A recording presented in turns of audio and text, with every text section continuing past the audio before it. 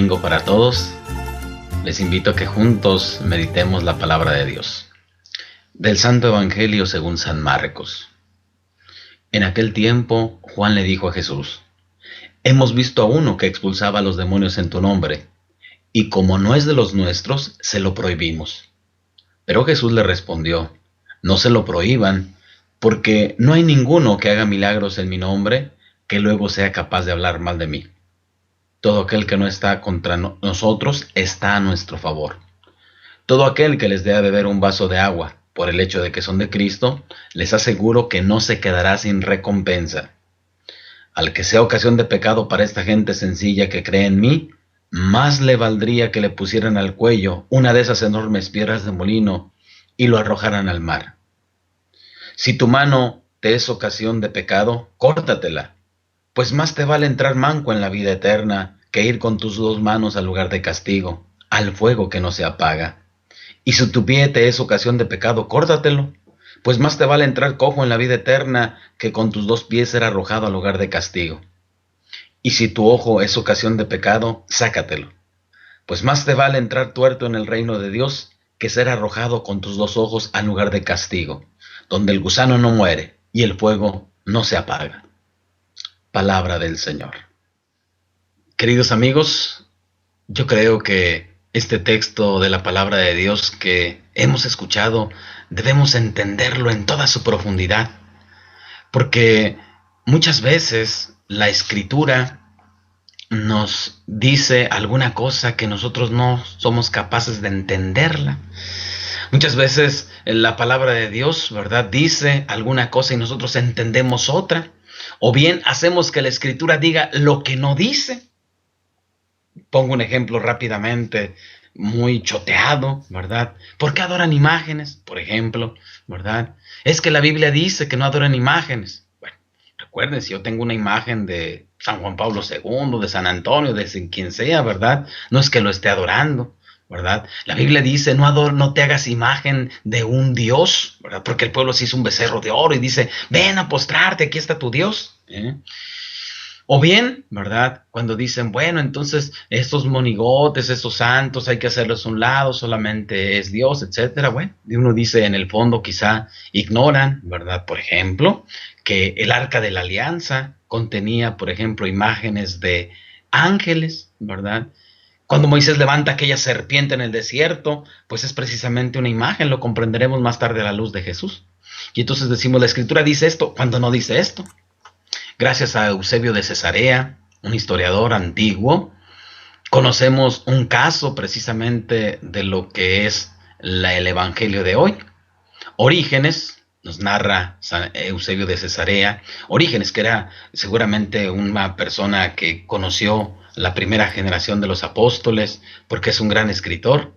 Al leer este texto, Eusebio de Cesarea dice que se mutiló, se castró, ¿verdad? Y entonces eso no dice la palabra de Dios. Fíjense, en ese sentido yo quisiera invitarlos hoy a que nosotros comprendiéramos qué dice la palabra de Dios. Hoy escuchamos simplemente esto, ¿verdad? Jesús, que ha ido enseñando a sus apóstoles, recordemos los domingos anteriores, les ha hablado de la cruz. Y los discípulos distraídos piensan quién es el más importante, quién tiene que ser el primero, ¿verdad? Y una vez, seguramente que estaban en confianza, Juan también le dice esto: hemos visto a unos que estaban expulsando demonios, como no son de los nuestros, se lo prohibimos. Fíjense, los apóstoles no solamente querían ser los primeros, querían ser también los únicos. Jesús dice: sígueme. Y aquel apóstol parecía que dice: nos tienen que seguir a nosotros. Qué importante es eso, hermanos y hermanas, para comprender la palabra de Dios. Es cierto, imágenes, semillas de la verdad, donde quiera hay. Hay personas que, aunque no son católicos, hacen el bien. Hay personas que se dedican a la filantropía. Hay personas que son generosas por excelencia. Hay personas que son honestas. Hay personas que viven una vida tan recta y no conocen a Dios. Esto quiere decir que entonces nosotros debemos que detenernos y decir: bueno, que siga en esa situación. No, ¿verdad? Si hay bondad, si hay verdad, si hay belleza, es porque hay un autor. Y entonces, ¿verdad?, Jesús dice: no se lo prohíban. ¿verdad? Pero tampoco no dice, entonces así déjenlo, que no conozca quién es la fuente de la bondad, que no conozca quién es la fuente de la generosidad. No, por el contrario, ¿verdad? Qué bueno que haya personas así, porque Dios inspira a las personas a que tomen esas actitudes, nos inspira a todos a actuar bien, pero también la evangelización es que se dé a conocer quién es la fuente de la verdad, quién es la fuente de la belleza.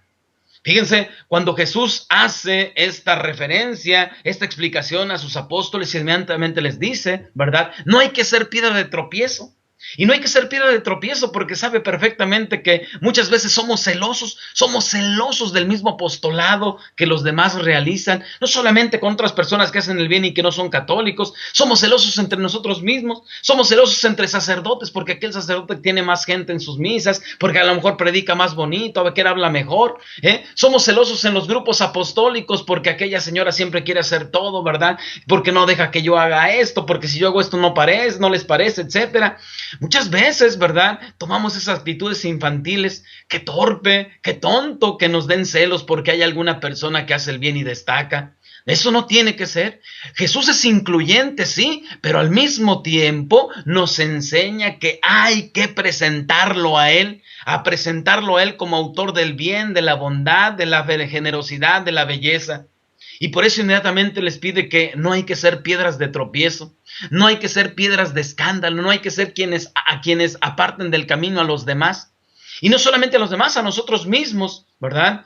Yo estoy convencido de que en el hogar, cuando aprendemos los primeros valores, ahí es donde podemos nosotros, ¿verdad?, definir nuestra personalidad. Muchas veces los padres de familia son piedra de tropiezo porque enseñan a mentir a sus hijos.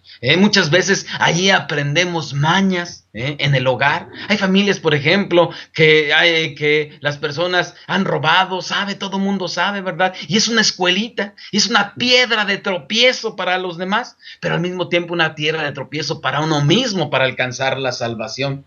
Por eso Jesús inmediatamente, usando ese semitismo propio de aquella región, habla así: si tu mano te es ocasión de pecado, córtatela. No que te la cortes literalmente, pero sí son palabras que tienen que ser tomadas en serio. Fíjense, yo pienso que ese ha sido un problema muy grande. Son palabras que uno dice, bueno, no se toman literal, no tengo que cortarme la mano, pero sí son palabras que deben tomarse en serio, ¿verdad? El alcohólico necesita cortar con esas amistades, ¿verdad? El que es drogadicto necesita cortar con aquellas amistades que lo incitan. Necesita cortar con su mismo pensamiento. El que roba tiene que cortar con el pensamiento de decir, es que de todos modos nadie se dé cuenta, es que mi patrón tiene mucho, es que ni que me pagara lo justo, etcétera. Tenemos que cortar con eso. Si tu pie, que es el que te lleva por el camino de la vida, te es ocasión de pecado, córtatelo. Es decir, tienes que ser consciente de que debes dirigirte por el camino que Dios te ha trazado. Si tu ojo es ocasión de pecado, sácatelo, arráncatelo, ¿verdad? El ojo, la capacidad de comprensión y de juicio que tenemos de los demás.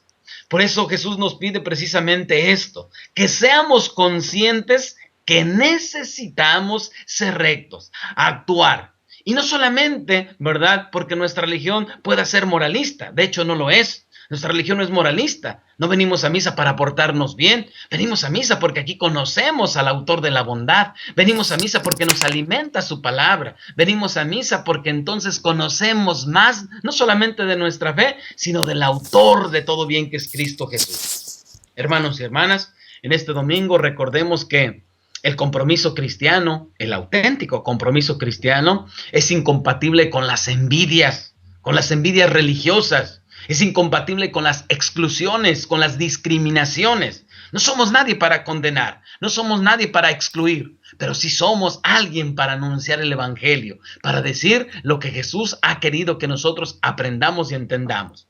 Entendamos también al mismo tiempo que la gracia de Dios se da, no solamente se limita a un grupo selecto. La gracia de Dios, la gracia del Espíritu Santo sigue actuando cuando quiere y donde quiere. Hay que dejarlo actuar. No tenemos por qué decir, entonces, ¿de qué sirve ser cristiano? Nos debería, por el contrario, dar gusto, que haya personas que hagan el bien, porque esa es una forma en la cual Dios se da a conocer, porque esa es una forma en la cual Dios actúa a través del corazón de las personas que hacen el bien. Hermanos y hermanas, sigamos pues aprendiendo de Jesús, dejémonos enseñar por Él, cortemos con todo aquello que es situación de pecado. Que sigan teniendo buen domingo. Yo no era profeta, ni un hijo de profeta. Yo solo era un pastor y un vendedor de